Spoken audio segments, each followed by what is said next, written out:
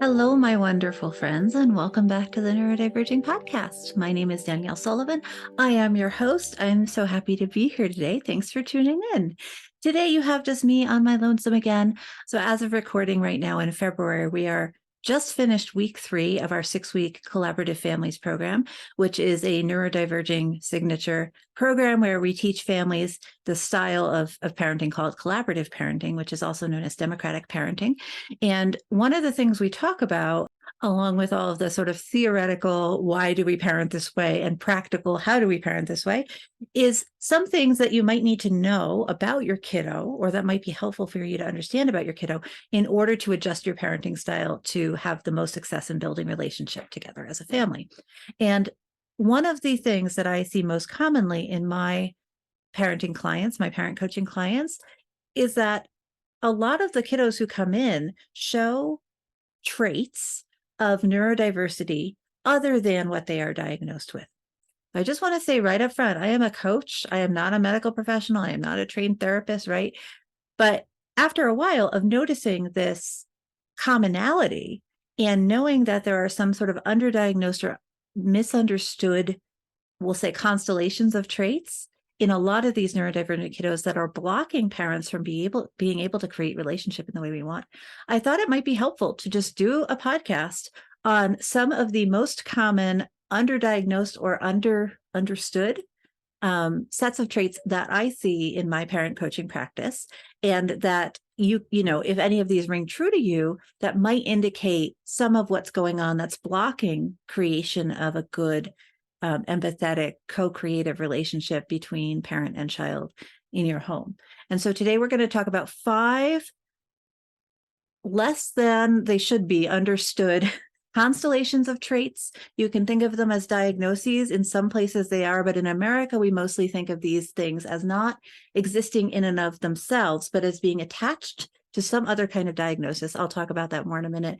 And of being like a set of traits, right, that existing together create a different way of thinking or a different way of experiencing the world than folks without those traits. So that'll become more clear as I explain the traits themselves. Before I do that, I just want to say thank you so much to my patrons for supporting this episode. And thank you so much to the parents who are with me, this cohort of collaborative families. It has been such an honor to work with families in this way, and such a privilege. And I'm just so excited to be doing this program. If you're interested in collaborative families, we run this cohort. It's the same program, but it runs about 3 times a year, a little bit depending on interest level. Our next cohort currently is scheduled to start in May. So if you are interested in learning more, I'll put a link below. You can also always email me or email us, and I'm happy to talk to you about it and see if it's a good fit, or send you to other resources if it's not a good fit, because there are lots of really great parenting programs out there nowadays. So we're not for everybody, but I'm happy to help you sort that out.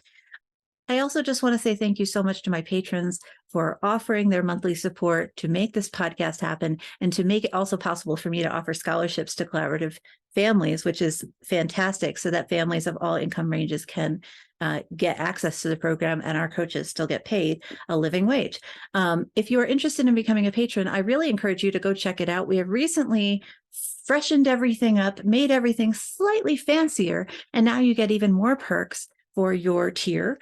And we've weeded out also some perks that people weren't using and added perks that people have asked for. So I think it will be a better patron experience for everyone. I'm really excited about it. And if you haven't checked out the patron page in a while, and you're sort of like teetering on, should I join, shouldn't I join? First of all, you should join. But second of all, there might be some new stuff in there that will, whet your taste buds a little bit and make you a little bit more excited about it. If you would like to support the podcast, Patreon's also nice because you can cancel it at any time, and there's no difficulty in it. You literally just click the one button. So you can join for a couple months, check it out, and then cancel. You can also, now Patreon has this thing where you can join for a week free. So say you want to sign up to a tier, you can access all of the benefits and all the content for that tier for a week completely free, and then decide if you would like to still maintain membership. And so I am super happy for folks to just pop in, see if you like it, and then decide if you want to throw the money at it or not. That is totally fine with me. I really encourage you to access those resources if it's going to be beneficial to you. And, I wouldn't have that available if I didn't like it that way. So please feel free to join for a week. download all the stuff and then leave, if that's, going to be helpful to you in deciding whether Patron is right for you. Okay, that was a really long, intro. So let's just dive into these five sets of traits, constellations of traits, sometimes known as diagnoses, that might be affecting your neurodivergent child, that, maybe you haven't picked up on it yet. The first one I want to talk about is alexithymia. Historically, alexithymia is defined as an inability or a significant disability or difficulty with noticing and labeling and identifying emotions. Okay, so being able to have a feeling and immediately be able to know if you're excited or angry. Okay, it's a trait that occurs in a wide variety of people, but it's more prominent in the neurodivergent population. So you can be neurotypical and have alexithymia, but it's more common to be autistic and also have alexithymia. It's known as a subclinical trait, which just means that it attaches to other diagnoses. So it doesn't exist by itself usually. It attaches to things like autism, ADHD, depression, traumatic brain injury, and a couple of other neurodivergent substance use disorder. Okay, so there are a couple of sort of bigger diagnoses that alexithymia can be attached to. Okay, we have a lot of resources on alexithymia in the neurodiverging.com blog. So I'm going to link a few below to you and also in the show notes. So if you click through to the show notes, all of the links and all the research and everything you need to learn more about this, or to, at least to get started learning more about it, will be there for you. So I really encourage you to go check those out. The thing I want to say about alexithymia is that a difficulty in labeling your emotions can cause or be related to a lot of other difficulties when we're looking at creating relationship between parent and child or among siblings, right? For example, that if you don't know how you feel, you're missing vital information about what's going on around you. So feelings communicate information to us on a very basic level. We feel angry when we think there's been an injustice done to us, right? We feel shamed when we feel like we should have done better or something's wrong. We feel excited and happy when we're looking forward to something, okay? Alexithymia means that folks are getting the physical signals of those feelings without being able to identify the feeling. So we have a whole podcast episode on this, so I don't want to go into it too much, but a really good example is excitement and anger, two wildly different feelings that give us wildly different kinds of information, but have the same physical reactions associated with them. So whether you are angry or excited, you might sweat, you might shake, you might feel kind of jittery and up and agitated and have a lot of energy about you, right? Those are feelings that your body produces, physical reactions that your body produces in response to external stimuli, to what's happening in your environment, right? So if something happens and you feel yourself getting sweaty and your heart is racing and you're hyper, moving a lot, jittery, right? But you don't know if you feel excited or angry. How are you supposed to know how to respond to whatever made you feel that way? Okay. You're missing a vital component of information that would help you respond to your environment correctly and make you able to soothe yourself appropriately. It's also like if a parent makes you feel that, if something a parent does makes a child feel that way, and the child doesn't know if they're excited or angry, right? That can make that child feel very uneasy in themselves and very uncomfortable. And that kind of gets attached to the parent, even though the parent didn't do anything wrong, right? And so knowing if your kiddo is alexithymic or not can be really valuable in figuring out if there's gaps in your relationship, what's actually happening, why are those things happening? Okay, so this is something that there's lots of questionnaires about. We have not great, but like decent research about alexithymia, and you can find lots of stuff online, and you can ask your like local therapist or autism specialist, and they should at least know what alexithymia is, right? And be able to help you access resources to see if that's a name, a term that fits your kiddo or yourselves or anyone else in your family. Okay, so that's alexithymia. The next one I want to talk about, we talk about a lot in the podcast again, so I'm going to refer you to a lot of links down below. There's a lot of resources online for this, but this is sensory processing disorder. Now, the thing about sensory processing disorder is I have found in my work as a coach that it is something that neurotypical people, by and large, just completely can't understand the depth of it and can't understand how much it can affect somebody's day-to-day experience of the world. Okay. So sensory processing disorder is also called SPD, and in some places it's called SID for sensory integration disorder. Okay. So depending on where you live in the world, it might be termed slightly different. It refers to the idea that you have a set of senses through which you are processing all of the information that's in your environment all the time, every hour of every day.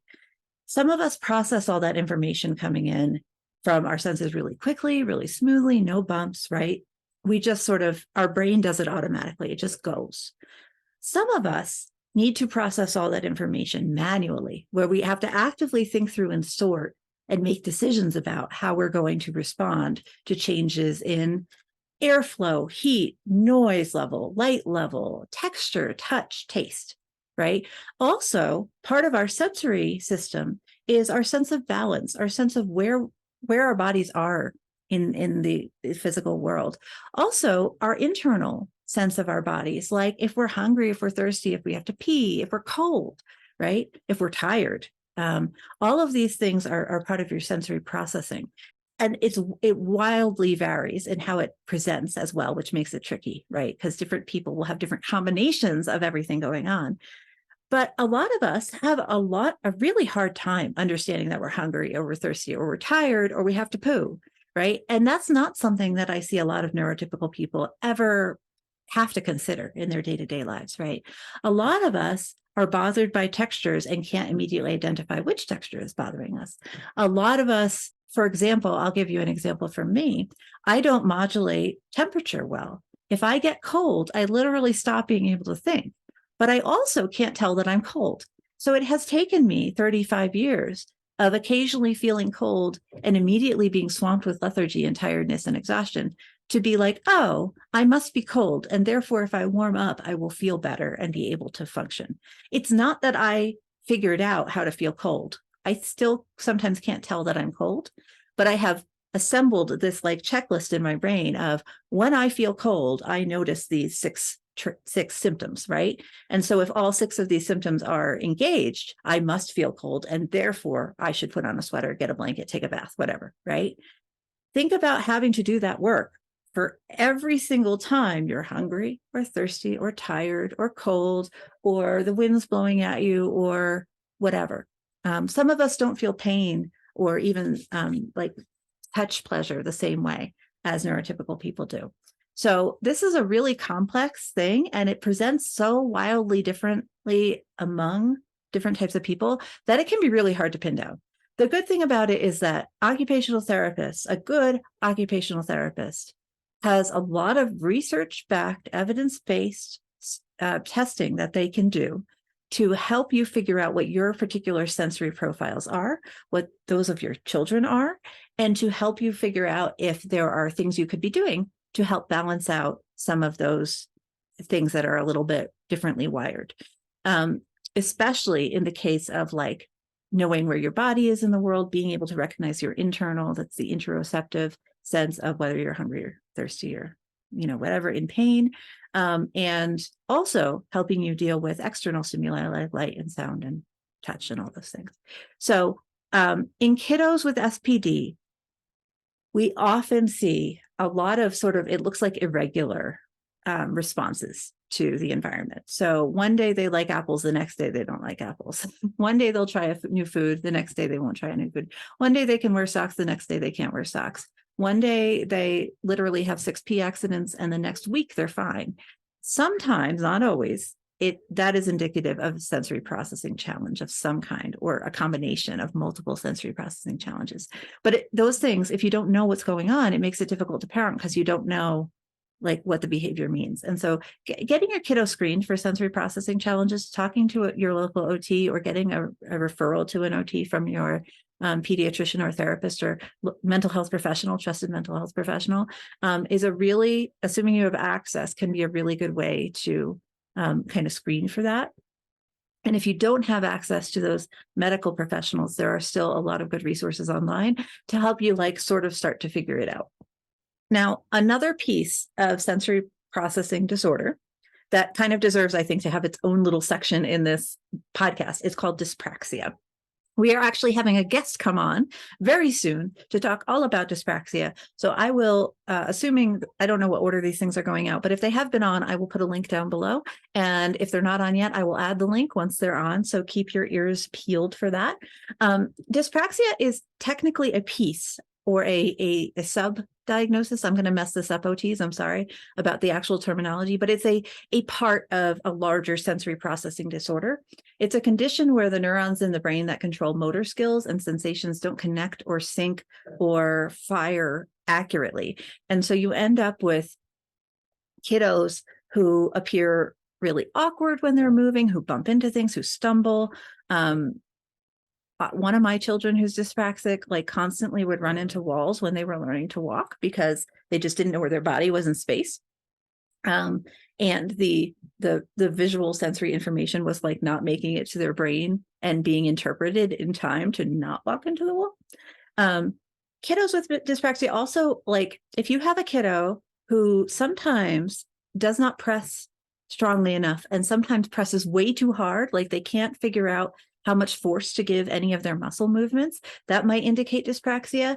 And they also may have poor motor planning, poor sequencing. So doing one thing, then the next thing, then the next thing, then the next thing, and perceptual skills, being able to like interpret properly the information they're getting from the environment around them. So this can also be diagnosed by an occupational therapist. But the reason I really want to highlight dyspraxia in this podcast is because it's common across a bunch of different neurodiversities, including autism, ADHD, non-specific learning disorder, dyslexics, and a couple of other folks. And because it looks like, how do I say, it often looks like other autism or ADHD symptoms, right? We're used to seeing kiddos with ADHD and or autism who can be hyperactive, who can be looking for a lot of heavy work and wanting to like put a lot of force into their movements. We often see kiddos with ADHD, especially who can't attend, who can't sit and focus on the thing that they don't want to focus on, right? Same thing for autistics. We often see hyper focus, right? But difficulty focusing on stuff that we're not particularly interested in doing. Sometimes that's the ADHD or the autism or the whatever else is going on. But sometimes it's because kiddos' bodies are so uncomfortable sitting still because they don't know where they are in space, that they need a lot of movement to tell their inner ear and their brains where they are in the world. And so it's not actually that they can't attend. It's that they physically can't sit still without significant discomfort. And so again, if you have a kiddo who has some other neurodiverse diagnosis and is still having challenges that don't seem to line up to whatever the diagnosis is, or that like you're treating, but it's not getting better, checking for dyspraxia can be like a really solid next step in figuring out that there might be other stuff going on, and OT might have some really clear, direct, kind of fast interventions for it to help a kiddo be more comfortable in their body so that they can attend better or not run into walls or not trip on things or not accidentally push their brother too hard or all these stuff, right? So this is something to look out for if any of this rings true for your kiddo. The other thing with dyspraxia, because it's a piece of sensory processing disorder, is that it's uneven. It's very similar to what I said about if you have a kiddo who kind of does well some of the time and then has extreme challenges the other time. And it's really a diverse presentation of their difficulties, right? That some weeks they're doing great, some weeks they're having the worst time ever. Sometimes, not always, that indicates that there's something going on with the sensory system. And that, again, screening for SPD and especially for dyspraxia might be a good next step. Check in with your local OT. Okay. The fourth one I want to talk about is RSD, also known as rejection sensitivity dysphoria. I've also seen rejection sensitive dysphoria. This is, again, a constellation of traits. So it's not its own diagnosis in the US yet. I think some people are starting to use it, but it's not like, I don't think it's in the DSM or anything yet. RSD, rejection sensitivity dysphoria, is often found in folks with ADHD, folks with anxiety, folks with borderline personality disorder. What else? And then I also just want to say that we know, for example, that folks with ADHD, that a lot of those folks are also autistic. right? And vice versa. And so whenever I'm saying this, like it's known in these groups of people, that doesn't mean that if you have some other diagnosis that it might not apply to you, because most people with one neurodiversity have more than one neurodiversity. I think the average is about 3. So there's not that you don't exist, you do exist, but there's very few folks in the world who are just autistic with nothing else. A lot of us are autistic plus or ADHD plus or BPD plus, right? And that's why another reason I want to do this podcast is to talk about all these variables and all these comorbidities that you might see, even if you just have one diagnosis right now. So rejection sensitivity dysphoria is found in these groups of ADHD, anxiety, BPD, and basically, you can hear it in the name. So dysphoria is just a discomfort in your body, right? And rejection sensitivity means these folks are highly sensitive to rejection. What that plays out with in real life, is that people feel rejected by another person's actions or words, even when that other person didn't mean to imply rejection in any sense. People with RSD are often mislabeled as being a bad sport, or being very emotionally oversensitive. They can have sometimes more than average empathy. They can perceive rejection even when it's not meant. People with RSD often have a lot of self-criticism and negative self-talk, right?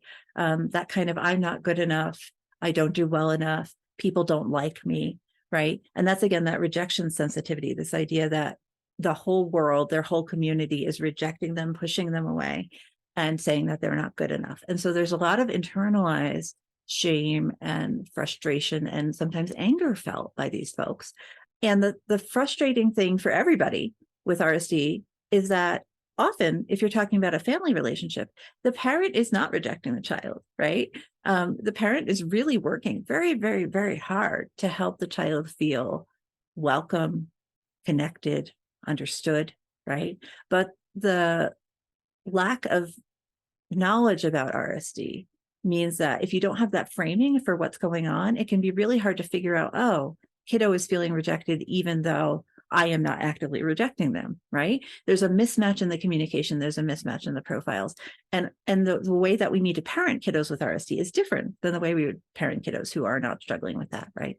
And so this is a place where I really encourage folks, if you have a child, perhaps very empathetic, easily overloaded by emotions, and sometimes thought of as a poor sport, right? They can't handle big feelings, or you perceive that they can't handle big feelings. Looking into RSD might be relevant to you. And knowing about it can help you adjust your parenting style, and even talk to your kid, depending on their age, talking to them about what their brain is doing can be really helpful in sort of validating their experience, but also helping them to recognize that people are not rejecting them, that it's a perceptual difference in their experience of the world. Okay. Neurodiverging does not currently have any articles on RSD. If you out there are an expert on RSD, or, in your lived experience as a person with RSD, and you would like to write an article for us, we do accept submissions and we'll pay you for them. You can find information on our website, and I'll put a link below. But I am going to put a couple links in the show notes to other respected resources about rejection sensitivity disorder, so that if you want to learn more, you can go do that. The last one I want to talk about today is PDA, pathological demand avoidance, also known as pervasive demand for autonomy. You may have heard me talk about this before. We have now a couple of podcasts and articles about it on neurodiverging, but it's still, I think, misunderstood. And it's really, in the US especially, just coming to be recognized as a profile of autism. Most of the resources that I'm going to link for you down below that are not neurodiverging are out of the UK or Australia, just because over in those places, it has been recognized as a potential profile of autism for a little bit longer. It is just coming to prominence in the United States. As far as I am aware, we now have a US PDA society, which I think is very new within the past maybe couple of years. This is something that I would expect that many of the mental health professionals and therapists and other folks who are working with autistic plus individuals may not be aware of. And so as parents, it can be helpful if you know that this applies to your kiddo, you can go find those resources, and you can even bring them to your kiddo's teachers and OTs and mental health professionals, to help them become more educated about this profile. So pathological demand avoidance, or pervasive demand for autonomy, PDA, is a profile of autism, and it's often referred to as like a subtype of autism. Again, I just want to mention that there are very few autistic people who are only autistic. So although this is known currently as a subprofile of autism, in my personal opinion, there's not a lot of research on it yet. And I would not be surprised if there are people with other diagnoses outside of autism who have similar profiles to a PDA profile. This might be because they're autistic and not diagnosed as autistic yet, or it might be that this constellation of traits shows up kind of in slightly different manifestations in other neurodivergent profiles. I'm just saying, as a parent coach, I have met children, especially with ADHD, who have something that looks a lot like PDA. Okay, not diagnosing anyone. I only mention this because I don't want folks to be, if this rings true to you and your kiddo's not diagnosed autistic, I would still encourage you to go learn about PDA and to consider whether there might be something kind of more going on with kiddo. The other thing I'll say as a parent coach is that with all of these kind of underdiagnosed constellations of traits, but especially with PDA, we need to parent PDA kiddos completely differently than traditional parenting methods will allow. If you parent a PDA kiddo with most traditional parenting methods, you will not succeed, okay? I'm sorry, it's the truth. Collaborative parenting works. There are some other forms of democratic parenting that work for most families with PDA, but kind of the traditional sort of, what are some common ones? Love and Logic, some of the how to parent your strong-willed child, right? Work really well with neurotypical kiddos, but not with your strong-willed neurodivergent kiddos. Oh, 1, 2, 3 Magic, right? 1, 2, 3 Magic works really well with some neurotypical kiddos. I don't particularly like it, but I've had families who've had a lot of success with it. For neurodivergent kiddos, especially PDA, 1, 2, 3 Magic will break relationship like nothing else, right? So let me tell you more about what PDA is and what it looks like, so you know a little bit more about what I'm talking about. So again, pervasive demand for autonomy, and autonomy is the piece that I really want you to hear. This refers to the idea that we as autistic people want to be able to control our own lives, that a lot of us have a lot of anxiety around new things coming into our environment, new people, new sensory experiences, a change in our plans coming up, right? We have trouble with transitions. So a lot of us have significant anxiety and insecurity and fear around the new, the novel, right? And we want to be able to control our own lives and our own experiences of the world as best we possibly can. And what happens is that for children and also adults, I'm a PDA adult, this manifests as basically what I call the automatic no, right?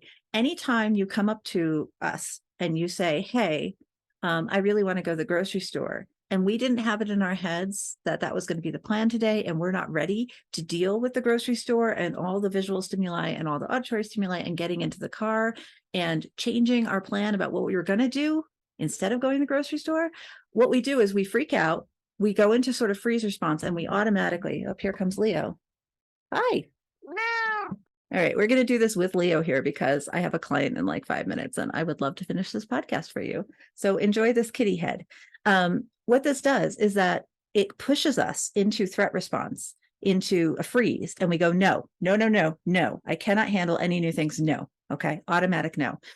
Once we calm down and we re-regulate and we think about it, a lot of us are able to be like, actually, you know what? I could handle the grocery store. Let me shuffle some stuff around and let me kind of process and think through it.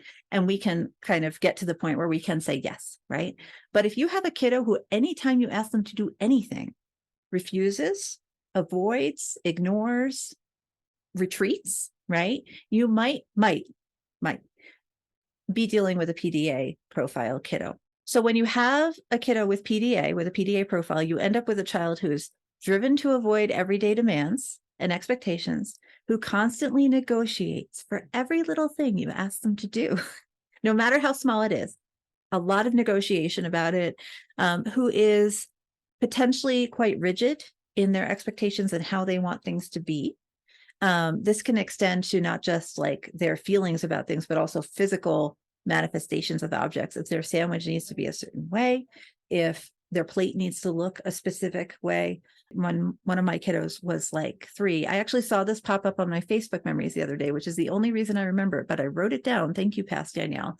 That one of my kiddos had, apparently, past Danielle remembers, a 2-hour meltdown because I moved their oatmeal from where they put it on the table. I moved it 2 inches forward so it wouldn't fall off the edge, right?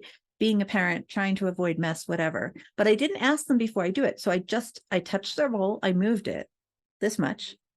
And that was enough with the state of her nervous system as it was, being very highly dysregulated, and her anxiety response being as it was, to throw her into a meltdown for 2 hours, right? So this is an example of how a parent can be doing their absolute best, right? And think nothing of what's going on. And child can be having a completely different experience of the world. And, you do something that you think is helpful or beneficial or even neutral, and you get this high negative response for it, right? The response isn't even at you. It's that they know that the world is unsafe for them, and you have just proven it further, right? By moving the oatmeal 2 inches. Okay. This is really hard for parents and families and kiddos. For everybody in the family, this is really hard. And this is an example of, right, behavior is communication, that when we see responses that seem to outsize what's actually going on, there's usually something else underneath. And these 5 forms of underdiagnosed traits related to neurodiversity might be the thing that's underneath, that's creating the gap between what you want to be happening and what's actually happening with kiddo, right? We have miscommunication gaps, we have sensory challenges, we have all these things going on that, depending on your neurotype and what's going on in your brain, and then depending on your kiddo's neurotype, if you have differences, and you probably do, right, you might not be able to perceive everything that's going on for them. The other cool thing about all these 5 things is that adults have them too, right? If you're my age, or if you're even in your 20s, if you have children, if you're old enough to have children, this stuff, all 5 of these, are still hugely underdiagnosed, and in some cases not even diagnosable in the United States, hopefully yet. And so, if you're an adult who's bumping into things all the time, go check out if you have dyspraxia. If you're an adult who has an automatic no, perhaps look into pervasive demand for autonomy and see if it might suit you, right? If you have significant trouble communicating with your partner, your romantic interest, around one of you feeling rejected all the time, you may want to look into rejection sensitivity dysphoria, right? As always, self-diagnosis is valid, but there are so many good resources on these things, and there are people who are specializing in them. And so if you can access, I know it's not always possible, I get that, but if you can access actual trained folks with this information, they can help you sort everything out. Because again, all 5 of these things are attached to other forms of diagnosis. And so if you have been, and many of us have been, misdiagnosed, or multiply misdiagnosed, right? Knowing whether your RSD is attached to ADHD or BPD might really change your treatment plan, the interventions you choose for yourself or your child or your partner or whoever, right? And so get help if you can, is basically what I'm saying, okay? I hope you all have a wonderful day, and I really appreciate you tuning in today. If you have questions, I will refer you first to the show notes, where I have put as many links as I could possibly find that I trust in there for you to have a read and to have a poke and to see what reads true to you. I will also say you are welcome to email me.